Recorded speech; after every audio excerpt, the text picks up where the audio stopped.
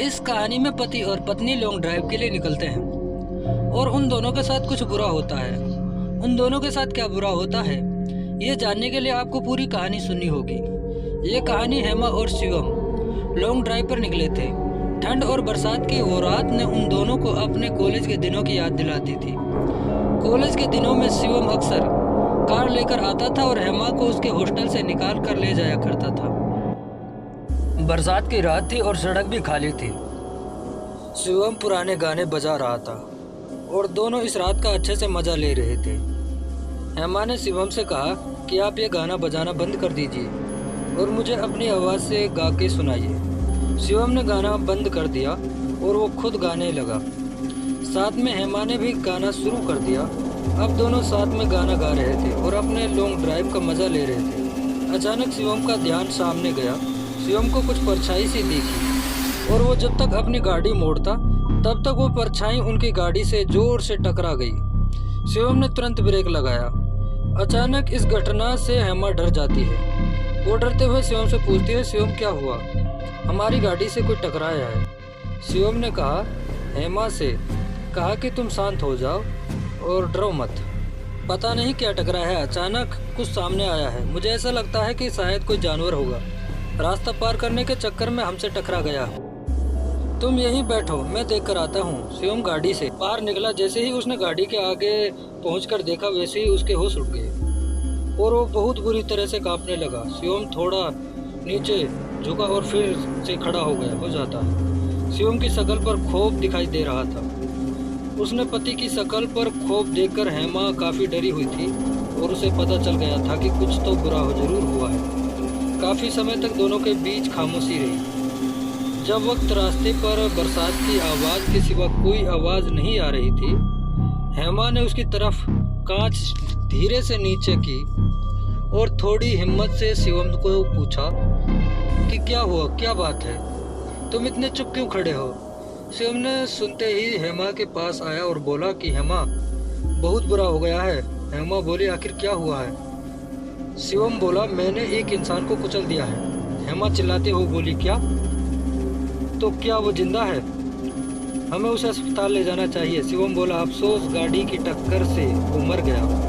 मैंने उसकी नब्ज देखी है, वो बंद पड़ी गई। उसे अस्पताल ले जाने का कोई फ़ायदा नहीं है। हेमा चिंता भरी आवाज़ से बोली तो अब हम क्या करेंगे? शिवम पुलिस को फ़ोन करें। शिवम ने हेमा से कहा कि अगर हमने ये बात पुलिस को बता दी कि वो हमारे सामने अचानक आ गया था और उसकी मौत हो गई है तो पुलिस आसानी से नहीं मानेगी। मुझे नहीं लगता कि यह बात पुलिस को बताने में आसानी से निपट जाएगी। पुलिस इस केस को सीधे ड्राइविंग की लापरवाही बताएगी और अगर इसके परिवार वाले हुए तो वो भी हमसे पैसे निकालने की पूरी कोशिश करेंगे। बरसों कोर्ट में चक्कर लगेंगे और पैसा भी जाएगा। वो अगला मेरे एक दोस्त के साथ भी ऐसा ही हुआ था। हेमा ने पूछा तो अब हम क्या करेंगे? शिवम ने कहा कि हमें जल्द से जल्द इस लाश को ठिकाने लगाना होगा। हेमा ने शिवम से कहा कि अगर पुलिस हमें इस ठिकाने लगाते हुए देख लेगी तो हम बहुत बुरी तरह फंस जाएंगे। शिवम ने हेमा से कहा तो फिर अब क्या करें?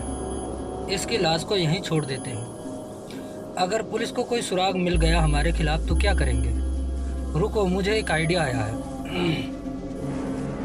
हेमा ने कहा जल्दी बताओ, तुम्हारे क्या आइडिया आया है? शिवम ने कहा कि बारिश हो रही है इसलिए इस गाड़ी के टायर के निशान गायब हो जाएंगे। इस व्यक्ति के खून के निशान भी गायब हो जाएंगे और कोई सुराग भी नहीं मिलेगा। हम ऐसा करते हैं कि इस लाश को कहीं दूर ले जाकर डाल देते हैं। जब पुलिस की इसकी लाश मिलेगी तब तक हमें किसी भी तरह से नहीं पकड़ पाएगी क्योंकि कोई सुराग ही नहीं बचेगा। हेमा ने कहा अच्छा ठीक है, अब चलो जल्दी हम मिलकर इस लाश को डिग्गी में रख देते हैं। दोनों ने मिलकर लाश को डिग्गी में रख दिया। शिवम ने गाड़ी चलाना शुरू कर दिया और वो बड़ी तेजी से गाड़ी चला रहा था। हेमा ने रास्ते में शिवम से पूछा कि तुम इस लाश को कहाँ छुपाने वाले हो? शिवम ने कहा यहाँ पास में एक ही खाली मैदान है। वो मैदान बदमाशों के अड्डे के रूप में बदनाम है। अगर हम वहाँ इस लाश को फेंक देते हैं तो पुलिस ऐसा ही सोचेगी कि किसी बदमाश ने इसकी हत्या कर दी होगी। हेमा ने कहा अच्छा ठीक है।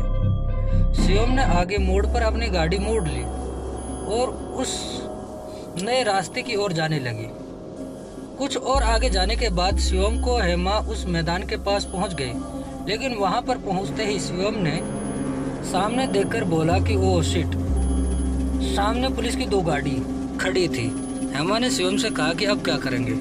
शिवम ने हेमा से कहा कि तुम डरो मत, हमें बस पुलिस के सामने ऐसे ही बर्ताव करना है जैसे कि हम एक रोमांटिक शेर के लिए निकले। हेमा ने कहा अच्छा ठीक है। शिवम गाड़ी आगे ले गया और पुलिस वाले ने उसको रोकने का इशारा दिया। एक पुलिसकर्मी शिवम के पास आया और शिवम ने कांच नीचे कर दिया। पुलिस ने शिवम से कहा कि अपना लाइसेंस दिखाओ। शिवम ने तुरंत अपना लाइसेंस दिखा दिया। पुलिस ने शिवम से पूछा कि ये कौन है, आपकी पत्नी?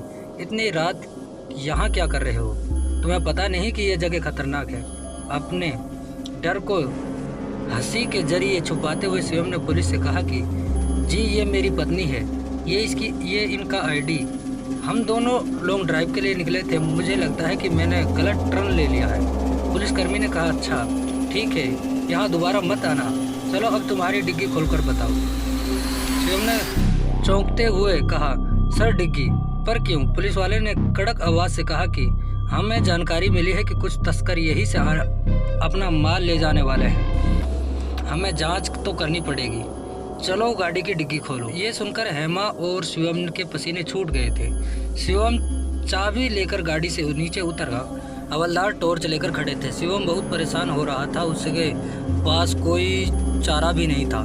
शिवम ने चाबी लगाई और डिग्गी खोल दिया। हवलदार ने डिग्गी में टॉर्च मारी और चिल्लाकर कहा साहब डिग्गी में कुछ नहीं है, खाली है। ये सुनकर शिवम हैरान रह जाता है कि आखिर ऐसा कैसे हो सकता है।